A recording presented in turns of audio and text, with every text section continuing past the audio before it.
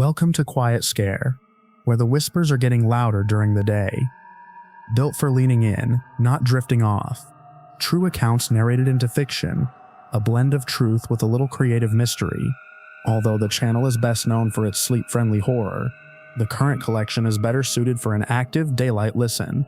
Spot these episodes, you'll see a sun icon on the thumbnail image, and the title will say "Not for Sleep." The quiet in the day is not empty.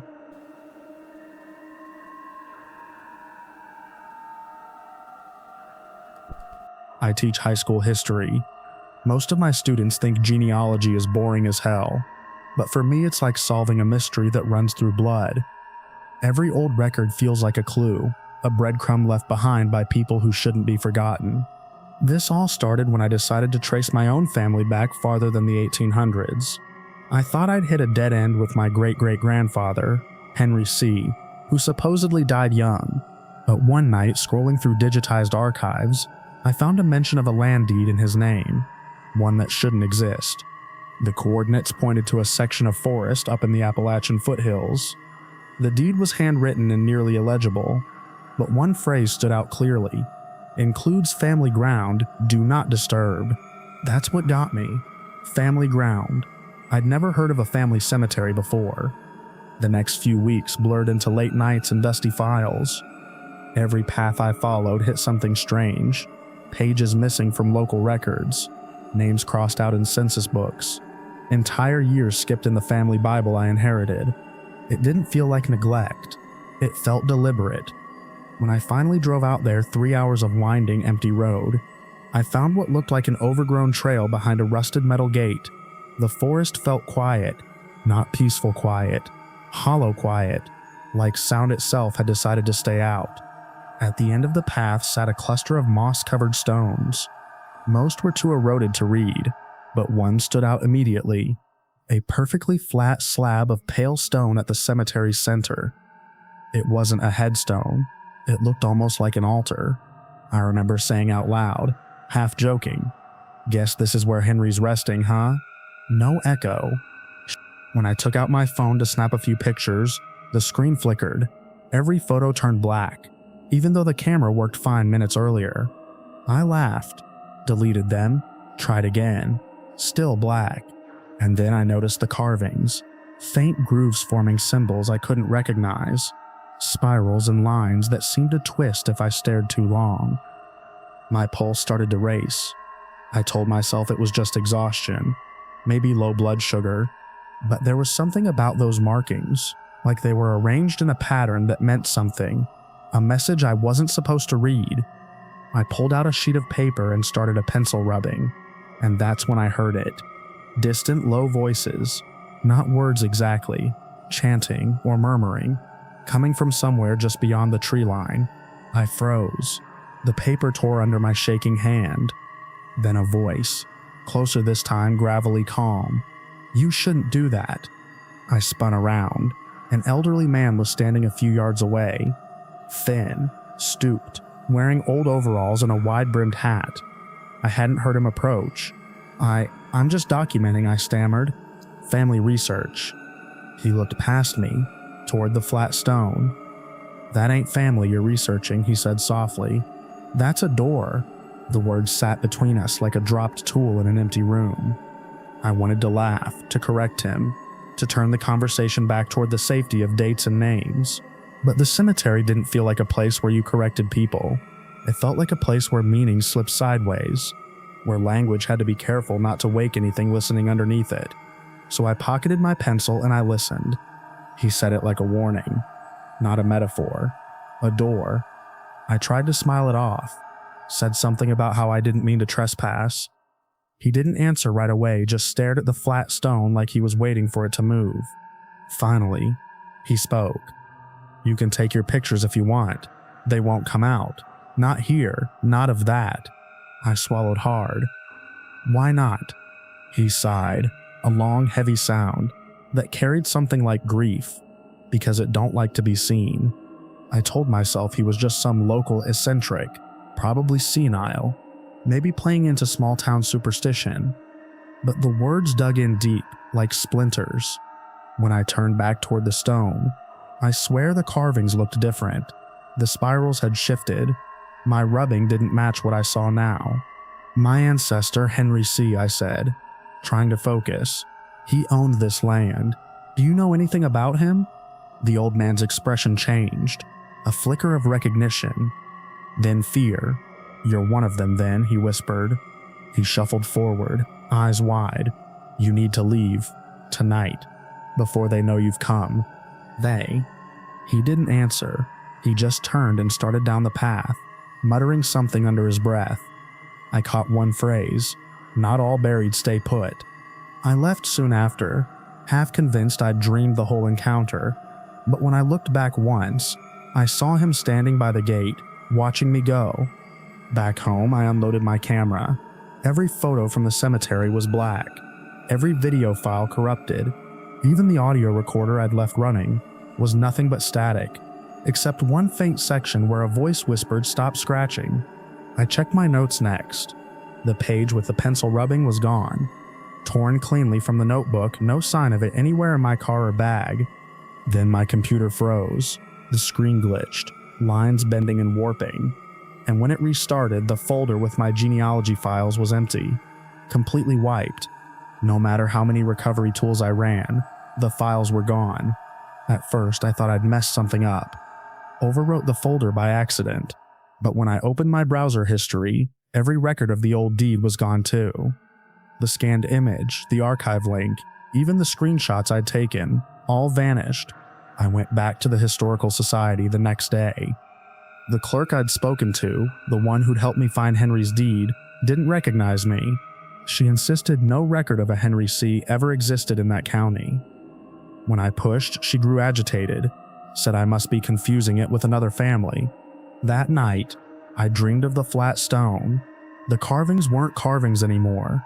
They were moving, curling outward like something alive beneath the surface. When I woke, my bed sheets were streaked with dirt. I don't know why, but I drove back 2 days later. The road felt longer this time, like it was rearranging itself. When I finally reached the gate, it was chained shut, a new sign nailed across it. Private property, do not enter. And underneath, carved crudely into the wood, door stays closed.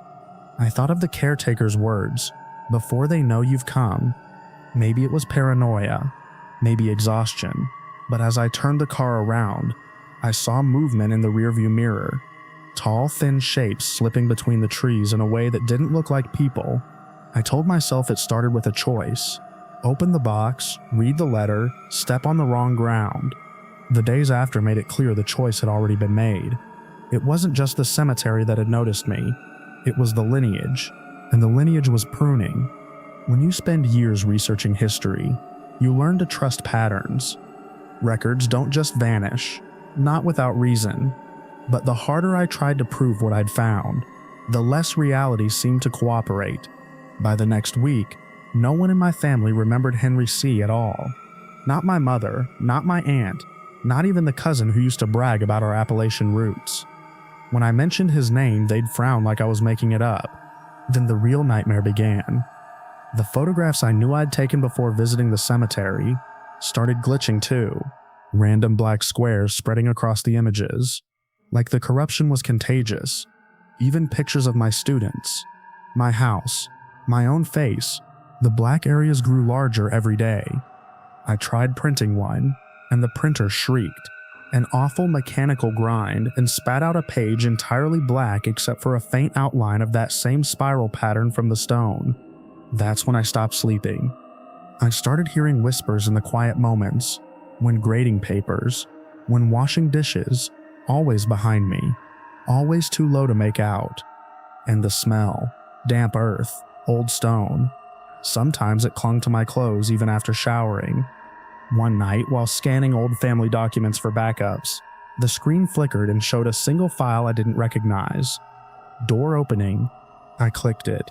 The video showed the cemetery, filmed from just behind the flat stone. The angle was impossible. I'd never stood there. For 10 seconds, nothing happened. Then the ground began to shift, like something beneath the stone was breathing.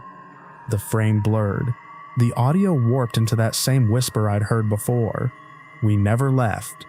Then the file deleted itself. I drove back one last time. The gate was gone. The sign too. Only the posts remained, splintered. The cemetery was silent except for the wind. The flat stone looked untouched. No carvings now, just a smooth, pale surface. For a second, I thought maybe I'd imagined it all. Then I saw footprints, small, bare, leading from the stone to the edge of the trees. The caretaker was there, waiting, older than before, or maybe just less human. His eyes were sunken, his skin the color of ash. "You came back," he said, not angry, resigned. "I had to know," I said. "What's under it?" He looked at me for a long time, unblinking, nothing that remembers how to die. Before I could speak, the air shifted. The earth under the flat stone cracked, just slightly, and a low exhale rolled out of it, wet and cold. The caretaker turned toward it and whispered something I couldn't understand. Then, without another word, he walked straight into the forest and disappeared. I didn't follow. I ran. That was 3 months ago. Since then, everything tied to my research has unraveled. My ancestry reports reset. My genealogy accounts wiped. Even my last name appears spelled differently on certain documents. Sometimes I wake in the middle of the night, certain someone's standing outside my door. The smell of soil seeps in through the cracks. I keep dreaming of the flat stone, and in the dreams it's always the same. I'm standing above it, watching as the cracks widen and something presses up from underneath, and I can never move. I checked my phone this morning. There's a new photo in my gallery. It's the cemetery. The timestamp says it was taken yesterday, but I haven't gone back. At least, I don't remember going back. Once, in a lecture about oral histories, I told my students that memory is a living thing. It grows, it sheds, it heals itself around wounds. I didn't realize it could be taught to forget on command, or that it could be replaced root and branch by something older. The lineage wasn't lost. It was reclaiming me. I wasn't going to post again, but something happened tonight, and I need to write it down while I still can. When I got home from work, the front door was already unlocked. Inside, everything looked normal except for a trail of muddy footprints leading down the hall to my study. Bare footprints, small, like a child's. My computer was on. The genealogy software opened to a file I swear I'd deleted months ago. It was labeled C Family Tree Restored. There were only 2 names listed, Henry C, and underneath it, me. No birth date, no death date, just a blank space. The cursor blinked, waiting for something. Then, slowly, letters began to appear on their own, one keystroke at a time. Welcome home. My lights flickered. I heard the floorboards creak behind me. Soft, uneven steps. The smell of earth filled the room. I didn't turn around. If I do, I think I'll see what finally came through that door. If anyone finds this account, don't go looking for your family cemetery. Some roots don't want to be unearthed.